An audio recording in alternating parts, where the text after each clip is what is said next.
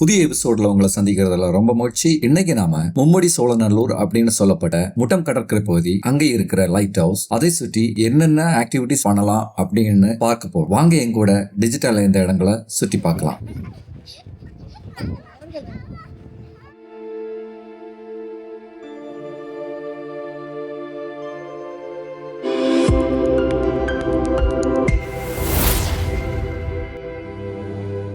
கன்னியாகுமரி மாவட்டம் என்றாலே சுற்றுலா தான். பல முக்கியமான இடங்கள்ல முட்டம் சுற்றுலா தலமும் ஒண்ணு. பல திரைப்படங்களில் அழகா காண்பிக்கப்பட்டதும், கடலோர கவிதைகள் படத்தின் கதைக்களமா அமைஞ்சதும், அந்த படத்துல சத்யராஜ் மீன் பிடித்து வந்து நம்ம ரேகா கிட்ட கொடுத்ததும் இந்த முட்டம் கடற்கரை பக்கத்துல தான். சினிமாவில காட்டியதை விடவும் நேர்ல முட்டம் இன்னும் ரொம்ப அழகா, பல மடங்கு அழகா தெரியும். இது எங்க இருக்குன்னு பாத்தீங்கன்னா, நாகர்கோவில்ல இருந்து 18 கிலோமீட்டர் தொலைவில் அமைஞ்ச அழகான கடற்கரை கிராமம் தான் முட்டம். இந்த ஊர் முதலாம் ராஜராஜ சோழனிடம் தொடர்புடையது அப்படின்னு நம்பப்படுது. காரணம் என்னன்னா, 1003 வருடம் இவர் தன்னுடைய பிறந்த நாளை எங்கதான் கொண்டாடினாராம் அப்படின்னு தெரிய வருது. முட்டம் பாறைகளால் சூழப்பட்ட இயற்கை துறைமுகமாகும். முதல்ல நாம இங்க இருக்கிற கலங்கரை விளக்கத்தையும் அதன் வரலாற்றையும் கொஞ்சம் பார்க்கலாம்.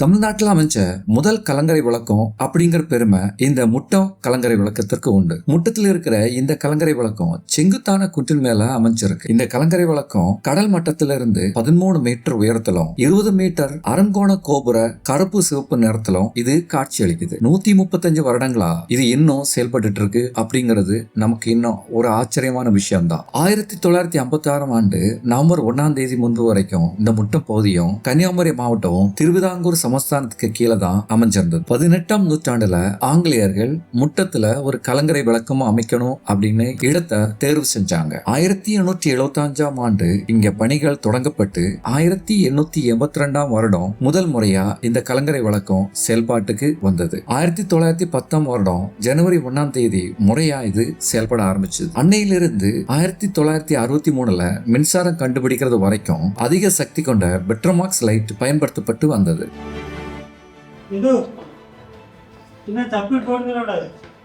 चप्पल போட்டு வரக்கூடாதா?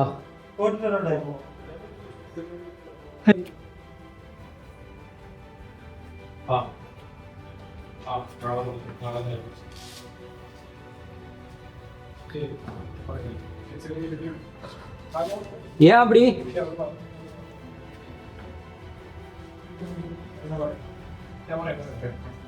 செப்பல் போட்டுட்டு வரக்கூடாதான், அதனால் கீழே கழட்டி விட்டோம். ஏன் அப்படி செப்பல் போட்டு வரக்கூடாது? செப்பல் போட்டு வர்றாங்க, தூத்து க்ளீனாக வச்சிடாமா? ஓகே ஓகே ஓகே, சரி சரி. காலு ஸ்லிப் ஆகும். பெயிண்ட் அடிச்சிருக்கனால ஃபோட்டோ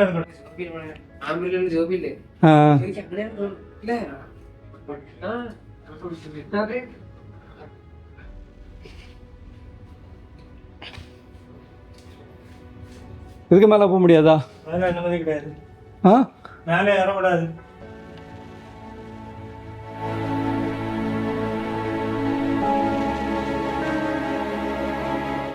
இப்போ மின்சாரம் போனா சூரிய ஒளியிலிருந்து மின்சாரத்தை சேமிச்சு அதை பயன்படுத்துறாங்க.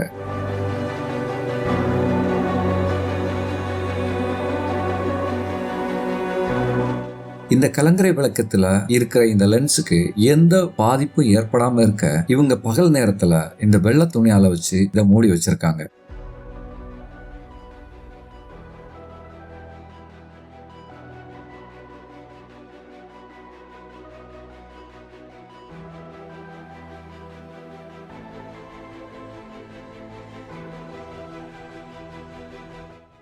பேட்டரி பேக்கப் போனோம்னா சோலார் உண்டுல்ல? Solar generator. இது கொஞ்சம் இருக்கு. ஆஃபீஸுக்குள்ளாடினா அந்த இது மியூசியம் இருக்கிற இடமா? இல்லை என்ன ஆஃபீஸரா அதில் ஒரு இப்போ நீங்கள் டிக்கெட் எடுத்து வந்து இல்லை? ஆமாம். வரதுல அது எதிர்த்தால கொஞ்சம் ம் வீசத்துக்கு முன்னாடி. ஆமாம் ஆமாம் ஆமாம் ஆமாம் ஆமாம், அந்த ரூமில் எல்லாம் இருக்குல்ல?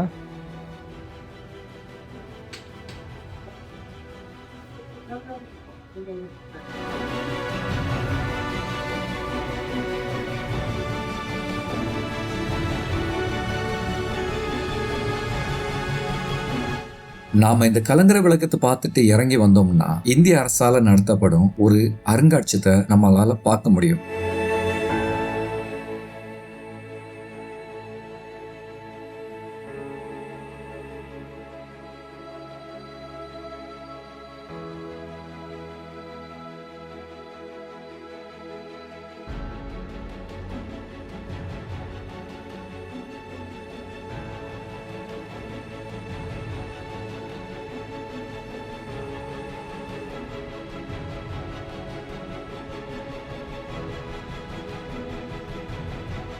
இந்த அருங்காட்சியகத்துல பல வகையான கப்பல் மாதிரிகளும் கப்பலின் அமைப்பும் கப்பலில் உபயோகப்படுத்துற கருவிகளும் காட்சிக்கு வச்சிருக்காங்க. குழந்தைகளுக்கு இது மிகவும் பயனுள்ளதாக இருக்கும். அவர்களுக்கும் அந்த ஹிஸ்டரியை தெரிஞ்சுக்கிட்டது மாதிரியும் இருக்கும். அவங்களுக்கு மட்டும் இல்ல, நமக்கு இது தெரிஞ்சது மாதிரி இருக்கும்.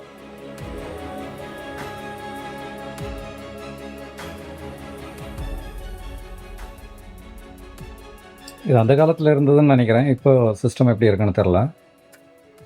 எக்கோ சவுண்டோ எல்லாம் பழசு தான். ஸ்பீட் லாக், எவ்வளோ நாட்டிகளில் போகுது, விண்டோட ஸ்பீடு, விண்ட் டைரக்ஷன் ஸ்பீடு, இது ரெண்டையும் காமிக்கிறதுக்காக இது வச்சுருக்காங்க. அப்புறம் வந்து ரேடார் மானிட்டர் எவ்வளோ நாட்டிகளில் இருக்குது அப்படிங்கிறத பற்றி. இது ஜிபிஎஸ் ரிசீவர். இப்போ மேம்படுத்தப்பட்ட ஜிபிஎஸ் ரிசீவர் வந்திருக்கு.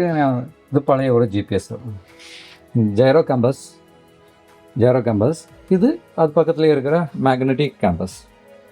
அப்புறம் வந்து automatic identification system.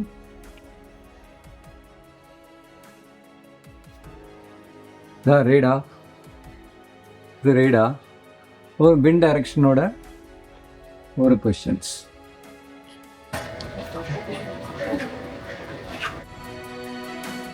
கொடிக்கப்பல் jolly board அப்படின்னு பெட்ரோலியம். இது தூத்துக்குடியில் இயங்கி வந்த சரக்கு கோட்டியா எல்லாருக்குமே தெரிஞ்ச ஒரு டைட்டானிக் கப்பல்.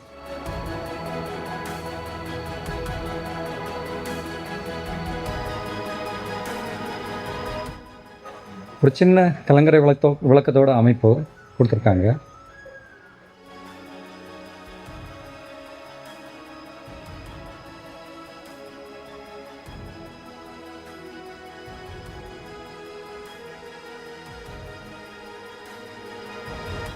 இந்த பகுதியில் நீங்க முடிச்சுட்டு வந்தீங்கன்னா முன்காலத்துல எப்படி கலங்கரை விளக்கங்கள் செயல்பட்டன, அதற்காக அவர்கள் உபயோகித்த உபகரணங்கள் என்னென்ன அப்படின்னு இந்த பகுதியில நம்மால பார்க்க முடியுது.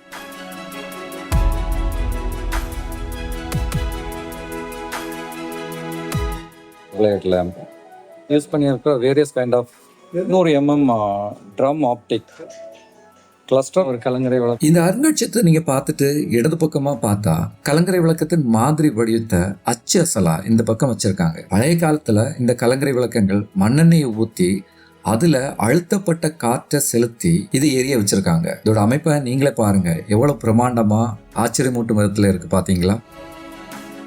கலங்கரை விளக்கங்கள் கப்பலின் வழித்தடத்தை சீரமைக்க அந்த காலத்திலிருந்து பயன்படுத்தி வராங்க. கலங்கரை விளக்கங்களின் வரலாறு மற்றும் அதன் மாறுபட்ட வடிவங்களை இங்க ஒரு காணொலியா இவங்க நமக்கு காமிக்கிறாங்க. இதோட ஒரு சின்ன பகுதி உங்களுக்காக. அந்த நெருப்பிலிருந்து கிடைக்கும் ஒளியானது கடலில் வெகு தூரம் செல்வதற்காக நெருப்பின் அருகில் குழியாடி பிரதிபலிப்பானை வைத்தார்கள். அதன் பின் வந்த காலங்களில் கேப்லரி ரேம்ப் என்ற மண்ணெண்ணெய் திரிவிளக்குகள் பயன்படுத்தப்பட்டது. அதற்கு பிறகு கேப்லரி ரேம்பில் மேம்படுத்தப்பட்ட வகையான அலாதின் விளக்குகள் பயன்படுத்தப்பட்டது. அதில் திரியின் மேல் மேண்டல் என்ற அமைப்பின் மூலம் ஒளியின் பிரகாசமானது அதிகரிக்கப்பட்டது. கலங்கரை விளக்கத்தின் ஒளியை மேலும் அதிகரிக்க PV பர்னர் என்று அழைக்கப்படும் அமைப்பானது மண்ணெண்ணெயை அழுத்தப்பட்ட காற்றின் உதவியுடன் ஆவியாக்கி மேண்டல் மூலம் எரிக்கப்பட்டு மிக அதிக பிரகாசமான ஒளி பெறப்பட்டு கடற்பரப்பில் அதிக தூரம் செலுத்தப்பட்டது. மேலும் விஞ்ஞான வளர்ச்சியாலும் தொழில்நுட்ப உத்தியாலும் கலங்கரை விளக்கங்கள் மின்சாரத்தை கொண்டு ஹாலஜன், மெட்டல் ஹாலைட் மற்றும் LED விளக்குகளை கொண்டு நவீன முறையில் செயல்பட்டு வருகிறது என்பதை பெருமிதத்துடன் கூறலாம். அப்படியே நம்ம இதையும் பார்த்துட்டு வந்தோம்னா நமக்கு அடுத்ததா முட்டம் கடற்கரையை பத்தி தான் பார்க்க போறோம். தமிழகத்துல இருக்கிற மற்ற கடற்கரை போல குளிக்கிறதுக்கு ஏத்த கடற்கரையா இந்த முட்டம் கடற்கரை அப்படின்னு கேட்டா இல்ல. காரணம், இங்க எழும்புற அலையின் வேகம் அதிகம். இங்க அலையின் வேகம் ரொம்ப அதிகமா இருக்கும். அப்புறமா பாறைகள் இங்க அமைச்சிருக்கிறதுனால அலைகளால் இழுக்கப்பட்டு பாறைகளுக்கு இடையில நம்ம மாட்டிக்கிறதுக்கும் வாய்ப்புகள் அதிகம். அலைகள் பாத்தீங்கன்னா ஆழ்உயர லெவலுக்கு இது வருது, அதுவும் கஷ்டமா இருக்கும். அலைகள் ஒவ்வொன்றும் ஆக்ரோஷமா இருக்கிறத நம்மளால பார்க்க முடியுது. இது மட்டும் இல்லாம இங்க இருக்கிற பாறைகளும் இன்னொரு காரணம். பார்ப்பதற்கு இது கொஞ்சம் பயமா தான் இருக்கு. அப்புறம் எதுக்கு நாம இந்த கடற்கரைக்கு வரணும் அப்படின்னு தானே கேக்குறீங்க. காரணம், இங்க நீங்க வந்தீங்கன்னா கன்னியாகுமரியில எப்படி சூரிய அஸ்தமனத்தை பாக்குறீங்களோ அதே மாதிரி இந்த இடத்துலயும் நீங்க பார்க்கலாம்.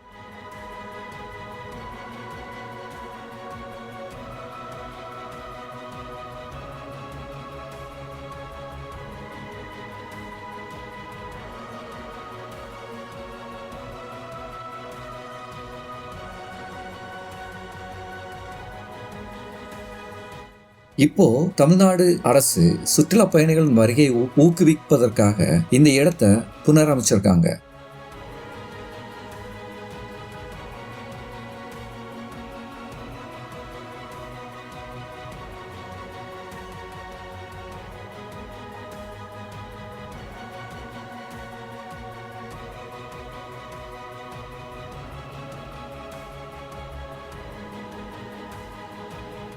இங்க குழந்தைய விளையாடுறதுக்கு கூட இடம் இருக்கு. நம்ம உட்கார்ந்து பேசுவதற்கும் இந்த கடற்கரை அழகை ரசிக்கிறதற்கும் அங்கங்க சின்ன குடில் மாதிரி நமக்கு செஞ்சு வச்சிருக்காங்க. கடற்கரைக்கு நாம வர்றது மன அமைதிக்கும் பொழுதுபோக்கும் தானே. அந்த எல்லாமே இந்த பகுதியில இருக்கு. இந்த முட்டம் கடற்கரை இந்த இரண்டையும் உங்களுக்கு தரும் அப்படிங்கறதுல எந்த சந்தேகமும் இல்லை.